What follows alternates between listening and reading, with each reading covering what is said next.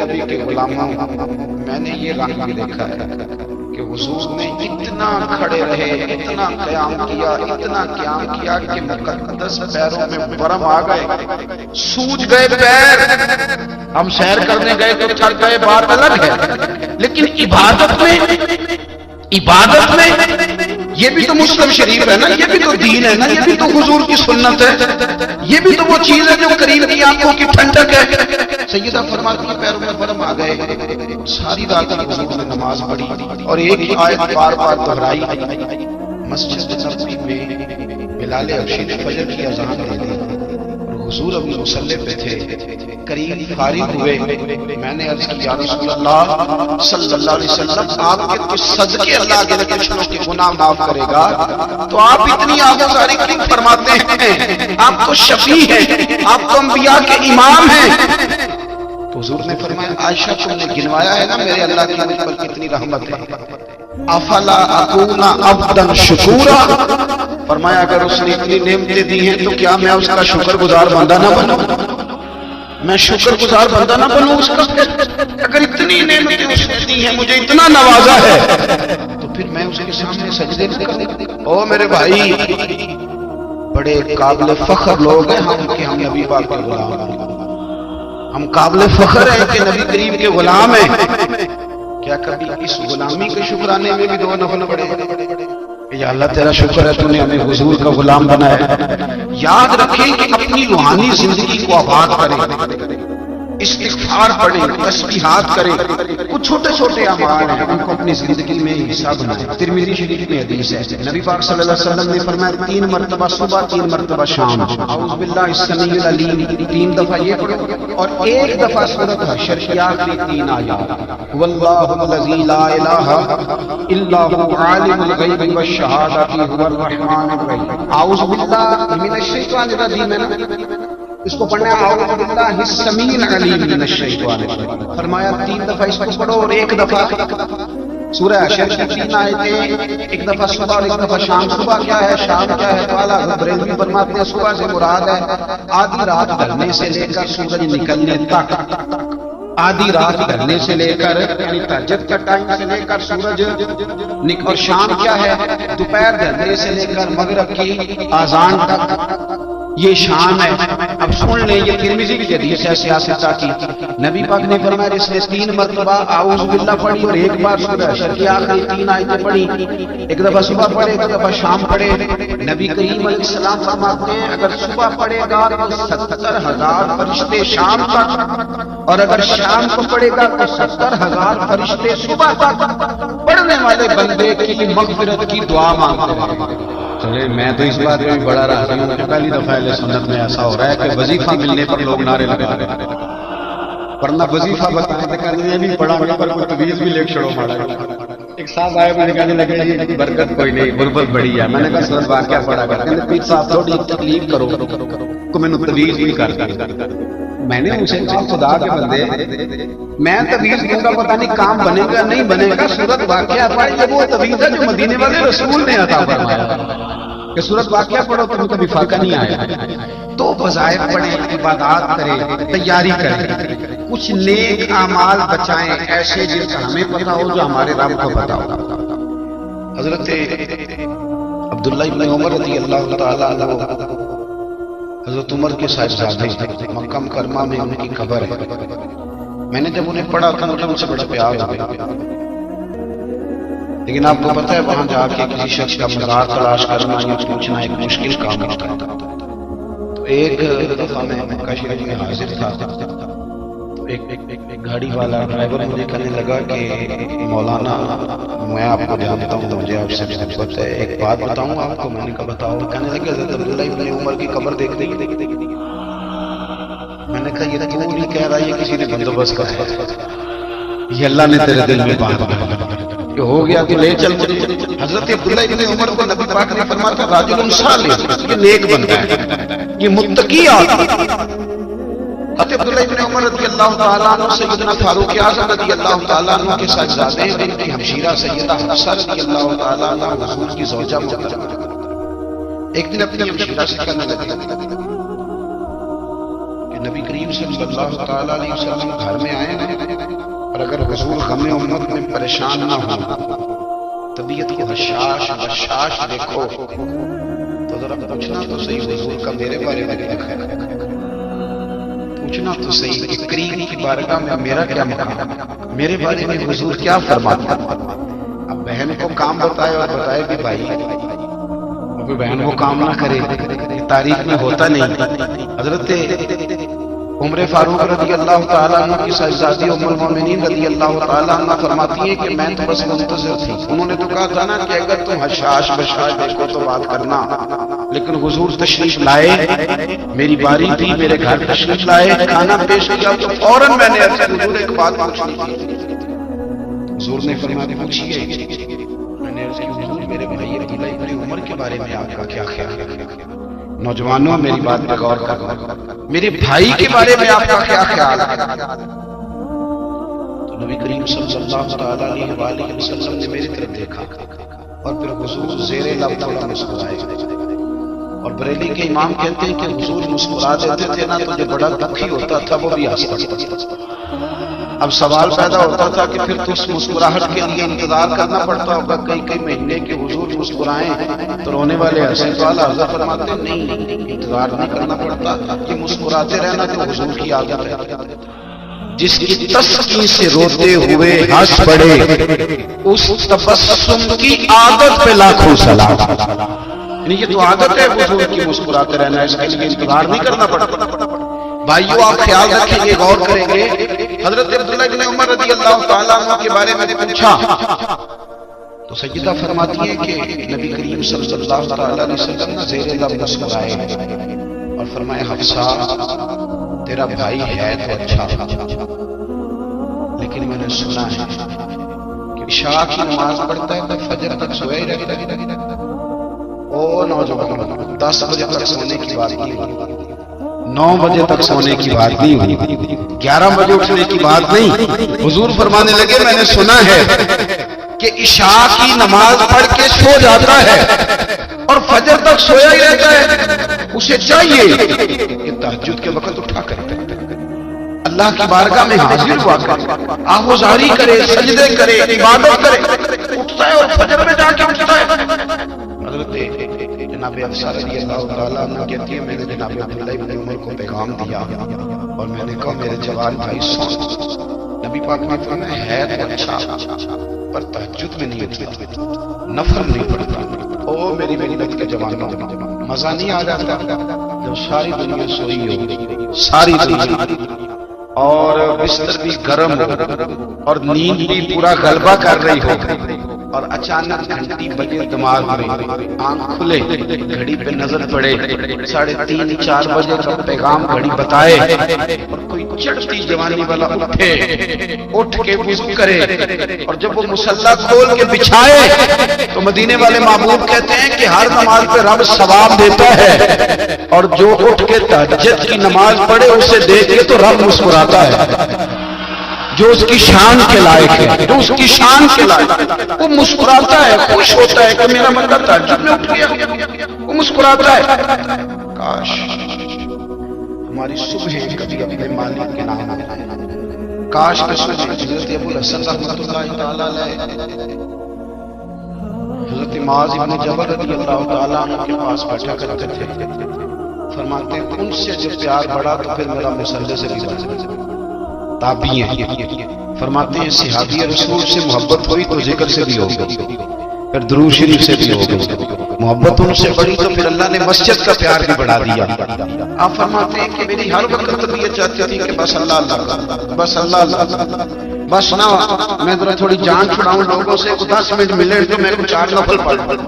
میں تھوڑا سا نہ بچوں لوگوں سے اور مجھے تسبیح ملے تو میں نہ 400-500 دفعہ استغفار پڑھوں، سبحان اللہ الحمدللہ اللہ اکبر لا حول ولا قوت الا باللہ، میں نہ تسبیحات پڑھوں۔ فرماتے ہیں کہ بچے تھے گھر میں 6 سال، غربت تھی، کام ملتا کوئی نہیں تھا، اور میں کام چور نہیں تھا، کام ڈھونڈتا تھا پر اللہ کی قدرت کے کام نہیں ملتا تھا۔ فرماتے ہیں کہ میں نے ایک دن اپنی اہلیہ سے کہا کہ آج میں پھر جاتا ہوں کام ڈھونڈنے، تو میری بیوی بڑی فرما بردار تھی پر اس دن نہ غربت کے ہاتھوں تنگ آ کے آج نانا تو چیز لے کے آیا تو مجھ سے بچوں کی بھوک نہیں دیکھی جاتی، سب روکاندہ روک محمد جس کا نام غریبی، کنڈ بلا کے لگ جاندے نہیں دوست یار قریبی، آج میں کچھ لے کے آیا تو میں بچے لے کے چلی جاؤں گا۔ شیخ فرماتے ہیں کہ میں بڑا پریشان گھر سے نکلا، پر میں نے صبح سے لے کے زور تک کام ڈھونڈا، کام ملا تو میرے دل میں خیال آیا چلو کام نہیں ملتا تو اللہ اللہ کرے، چلو بندوں کی مزدوری نہیں ملتی تو رب کریم کی عبادت ہی کرتے ہیں۔ فرماتے ہیں کہ میں نے نا فرات کے پانی سے وضو کیا نہر کے، شدید دھوپ تھی، ساتھ ریت تھی اور ریت تپ رہی تھی، میں نے اپنا رومال وہیں مصلی کے طور پر بچھا لیا اور فرماتے ہیں کہ زور سے لے کر عصر تک نماز پڑھی، دھوپ بھی پورے زور پہ اور میرے سجدے کا ذوق بھی پورے زور پہ، فرماتے ہیں سورج بھی چمک رہا ہے اور رب کی عبادت کا ذوق بھی پورے زور پہ، میں سجدہ کروں تو پھر میرا اٹھانے کو جی نہ چاہے۔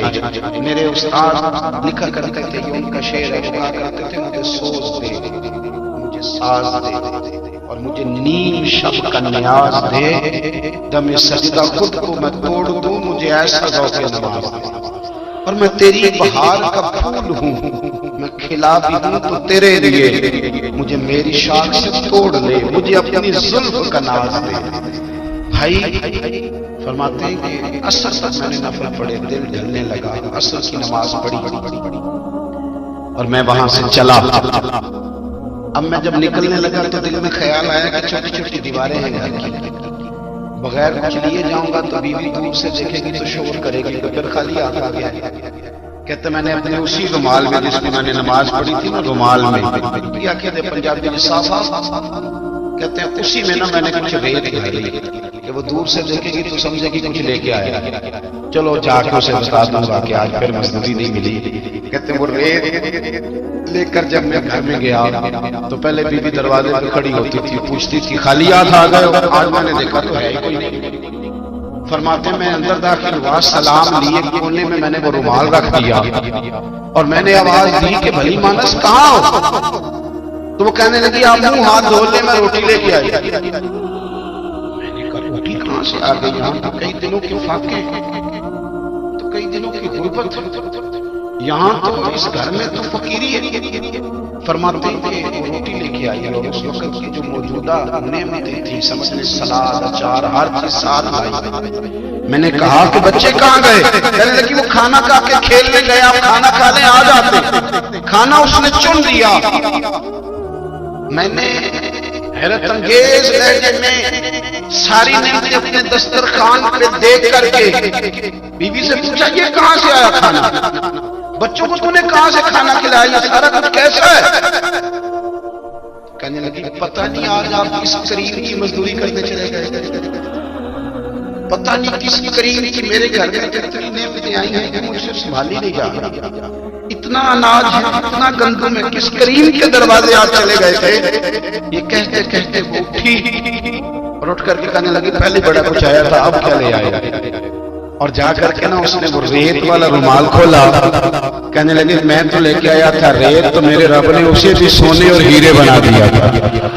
جب آپ کی توجہ اللہ کی جانب، میرے نبی پاک صلی اللہ تعالی علیہ وسلم نے فرمایا ہر چیز اپنے رب سے مانگ، ہر چیز مانگ، ہر چیز مانگ۔ یا رسول اللہ کیا کچھ؟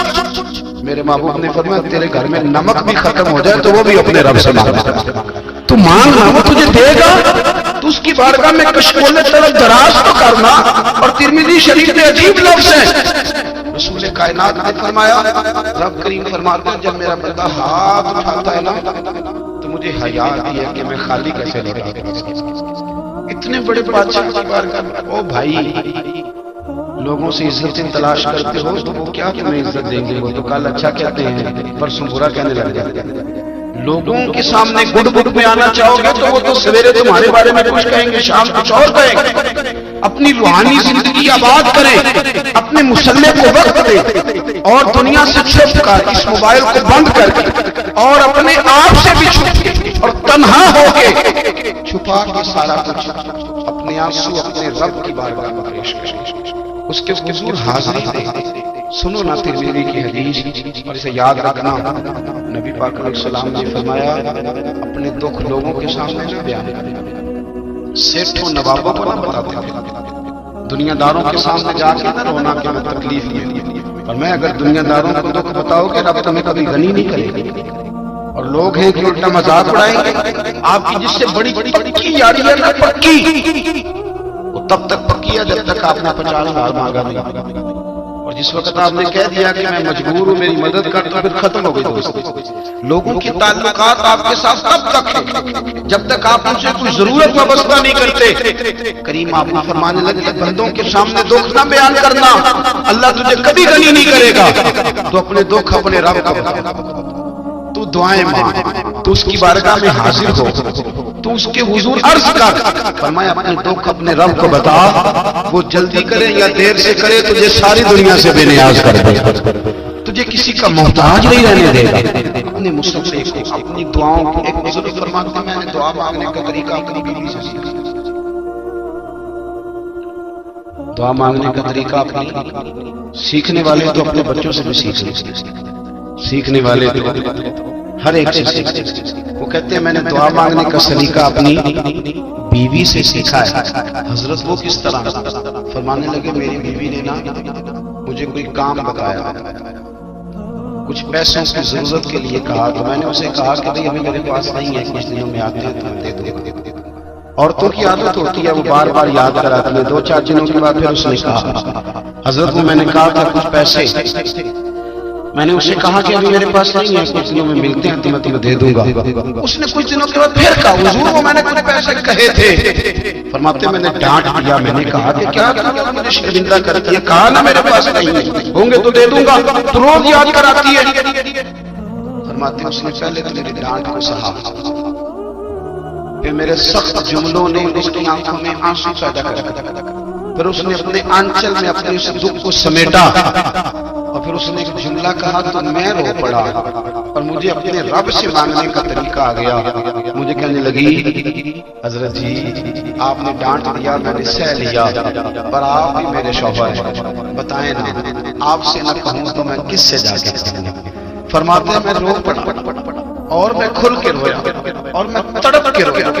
اور پھر میری سسکیاں بن گئیں، تو مجھے کہنے لگی آپ کو کیا ہوا؟ میں نے کہا مجھے بھی دعا مانگنی آ گئی ہے، جب میں اسے کہوں گا نا اللہ تو ہی میرا رب ہے، میں تجھ سے نہ کہوں تو میں کس سے جا میں کیوں کسی بندے سے سوال کروں، میں کیوں کسی دنیا دار سے، میں تیرے بندوں کا نیک بندوں کا وسیلہ لے کے تیرے محبوب کی غلامی لے کے تیری بارگاہ میں آیا، تجھ سے نہ مانگوں تو کس سے مانگوں؟ سمجھ آ گئی ہے جب میں اس رنگ میں مانگوں گا تو پھر رب میرے اوپر بڑا ہی فضل فرمائے گا، وہ میرے اوپر بڑی رحمت کرے گا، وہ میرے لیے آسانیاں کرے گا۔ عزیز دوستو ہم اس طرح کرنے لگ گئے کہ ہم نے نا اپنے تعلقات پر اعتماد کرنا شروع کر دیا، میرے تعلقات پر، ہم نے اپنی دولت پر اعتماد کرنا شروع کر دیا، میرے پاس دولت بہت، ہم نے اپنے علم پر اپنی شہرت پر اعتماد کرنا شروع کر دیا کہ میرے پاس فلاں چیز بہت ہے۔ یاد رکھنا جب بے نیاز اپنی صفت بے نیازی دکھاتا ہے تو بڑی بڑی دولتوں والے مجبور نظر آتا ہے۔ ایو جب انسان کا رشتہ اپنے مالک کے ساتھ آتا پھر تو غم بھی کچھ نہیں کہتے، پریشانیاں بھی کچھ نہیں کہتے، پھر تو زندگی صبر والی، پھر تو زندگی توکل والی، پھر تو زندگی بھروسے والی، پھر انسان اپنے آپ کو رسوا نہیں کرتا، دنیا داروں سے امیدیں اس کی ختم ہو جاتی، امیدیں اللہ رسول سے لگا لیتا، مضبوط ہو جاتا ہے، مضبوط طاقتور ہو جاتا ہے، خوددار ہو جاتا ہے، باوقار باعزت ہو جاتا ہے۔ حضرت بہلول دانا رحمت اللہ علیہ بیٹھے تھے تو ہارون رشید حج کر کے آ رہا تھا، تو رستے میں حضرت شیخ سے ملاقات ہو گئی، تو السلام علیکم کے بعد کہنے لگا حضور کوئی حکم ہو تو بتائیے گا، تو حضرت بہلول دانا فرمانے لگے تیرا رب کون ہے؟ اس نے کہا اللہ، تو فرمایا میرا کون ہے؟ کہا اللہ، فرمانے لگے تو بڑا ہی بیوقوف ہے، کیا تو یہ سمجھتا ہے کہ رب ہارون رشید کو تو دے گا اور بہلول دانا کو بھول جائے گا؟